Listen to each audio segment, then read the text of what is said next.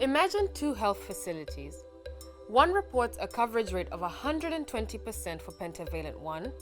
The other health facility reports a coverage rate of 70% for pentavalent 1. If you are district manager, which of these numbers would you want to investigate more closely? The answer is both of them.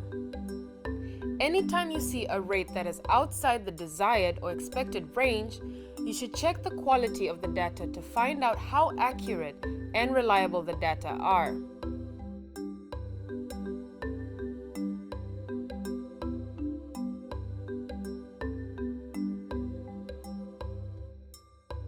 If your data on the number of vaccine doses administered is reliable, you will be able to see coverage trends. Are all vaccines accessible to the target population? If not, which vaccines are not reaching individuals? Which communities or catchment areas are not being reached and should be focused on? Having reliable coverage data like this is like having a roadmap. It shows you where to go next in order to understand the situation, which issues to investigate, and how to improve immunization coverage. That is why it is so important to first assess the quality of the coverage data you are looking at before you begin to identify poor performers, investigate reasons, and take corrective action to improve your immunization program. In this video, we will show you how to identify potential problems with the quality of your reported data, what those problems might mean, and how to investigate further. But before we do that, let us look at how it is possible for low-quality data to appear in the first place. One major cause is human error. It is easy for human error to occur when writing down information during an immunization session. For example, let us say you are holding an immunization session at a clinic and you are working alone. You might forget to record doses in the register or on the tally sheet immediately after administering the vaccines, especially if a large number of caregivers are waiting. You may not have any tally sheets. You might miscalculate when summing up all the doses of vaccine administered that day. Even after the immunization session, you may make a mistake when compiling all your data into a monthly report. Or you may overlook certain data when you are compiling your monthly reports and send in incomplete data.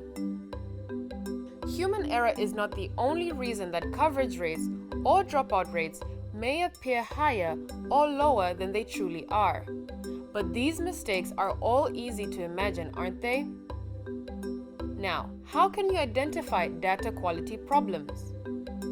Every month, look at your coverage rates and your dropout rates to see whether either of them is unrealistically high or low. These are the ones that you will want to investigate. As you may recall, the coverage rate shows you the proportion of a target population who have received a particular vaccine dose. For example, if 80 infants out of 100 have received the pentavalent 1 vaccine, the coverage rate would be 80%. A coverage rate over 100% is considered too high. A coverage rate below 80% is considered too low. The dropout rate is the percentage of a target population who started receiving immunizations but never received all doses in a series. A dropout rate of over 10% is often considered too high, though your program may use a different cutoff number. A negative dropout rate should be questioned and investigated.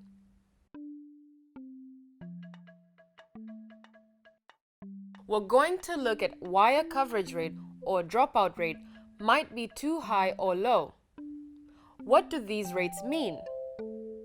First, what does it mean if a coverage rate is over 100%?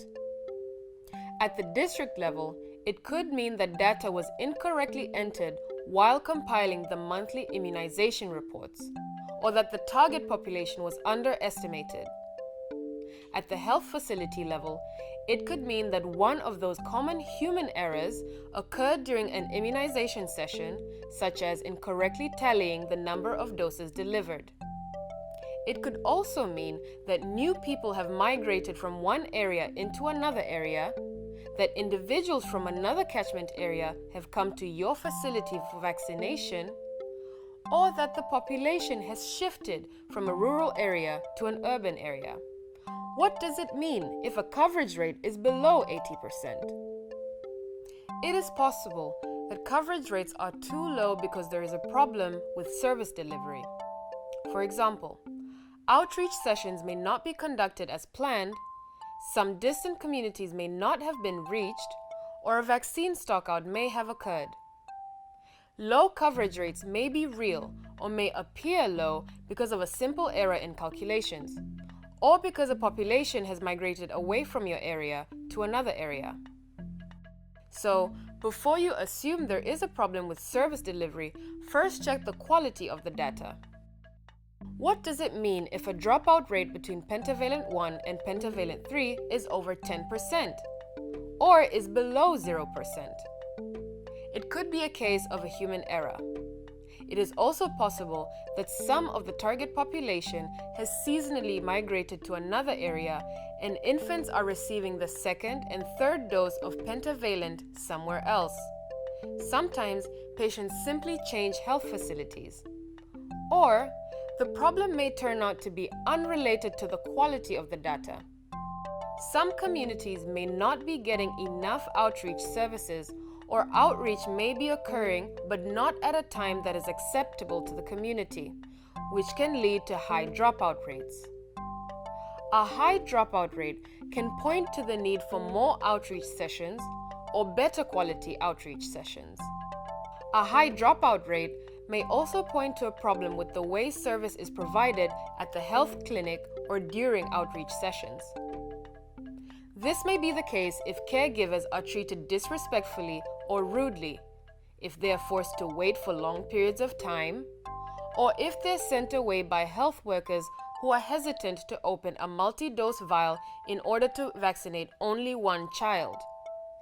Caregivers may not be clearly told when to come back for their next appointment, or may show up for their next appointment to learn that the session was cancelled. The only way to determine why rates are too high or too low is to investigate further. Look at the source documents to double-check the numbers. For example, you might compare the immunization register and a tally sheet to see if the number of reported doses is the same. These are all the documents you may need to check: infant immunization registers, antenatal care registers, monthly reports, tally sheets, and immunization session plans.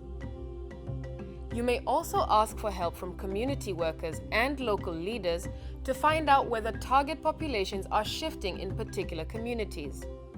What you learn will help you see the real situation clearly.